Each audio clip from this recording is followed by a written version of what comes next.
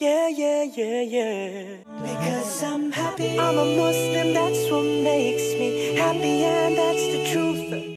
Do we have a question from the brother at the back, non-Muslim brother? Yes, please go ahead.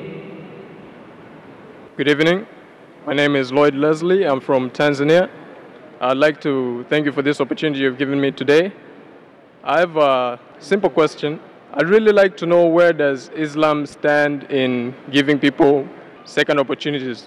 Because I believe, as all human beings, we all make mistakes, but we tend to judge each other differently. If I break a glass or if I stab someone, it's okay, but it's different when someone commits adultery or kills. So how do you actually weigh sins? I just want to know that. How do you justify these things in Islam? Brother asked a very good question, that what is the Islamic viewpoint on giving someone a second opportunity?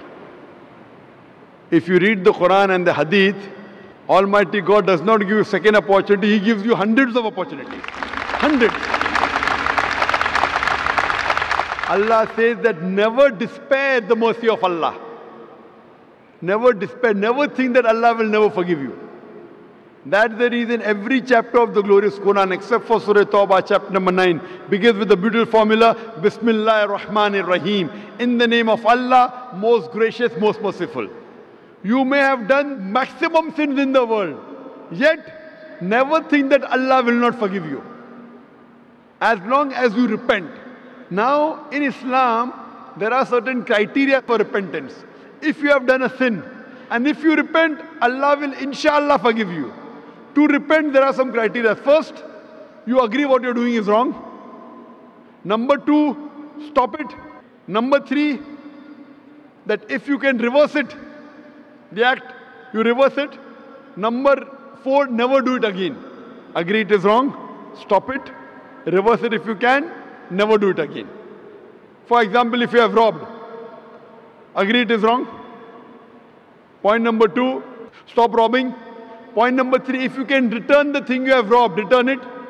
Point number 4, don't do it again. If you have done adultery, for example, agree it is wrong, stop it. Ask for forgiveness, you can't undo it. Ask for forgiveness, don't do it again. What about capital punishment? How do you explain? Brother, that's a very good question. How do you explain the capital punishment? If someone has done adultery, what is the capital punishment? In Islam, capital punishment is there if there are 4 witnesses. In Islam, if someone does adultery and if you have 4 witnesses, then the person who has done adultery is supposed to be put to death. For your information, let me tell you that in the life history of Prophet Muhammad ﷺ and the Sahabas, there were only couple of people who were put to death, those who themselves wanted to be put to death. They themselves told the Prophet, I have done adultery. Prophet said, go away. Again the lady came. The Prophet said, when the child is born, come to me. The Prophet kept on evading, but she insisted. Then when she insisted, then the Prophet said, okay, stone her to death.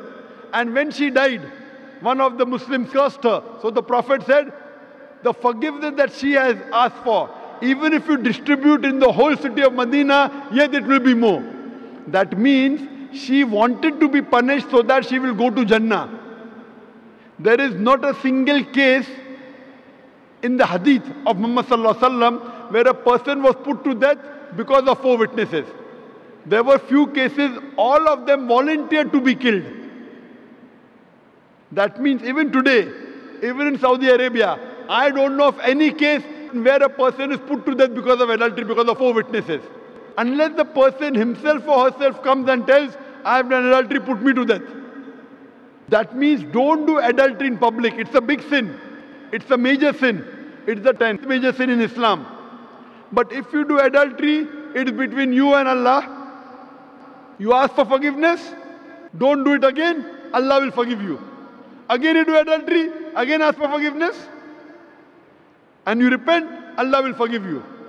The capital punishment only comes in the case where you do it publicly and if there are 4 witnesses who give witness.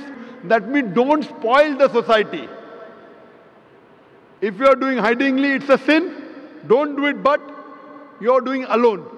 So all the punishments have got certain clauses in Islam. And Allah says that even if you have done a sin as much as a mountain, Ask for forgiveness, Allah will forgive you.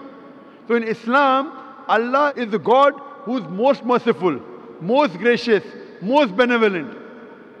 Whatever sins you have, you ask for forgiveness, Allah will forgive you. You change your lifestyle, repent correctly, and inshallah you'll go to paradise. Hope that answers the question. Thank you very much. Thank you.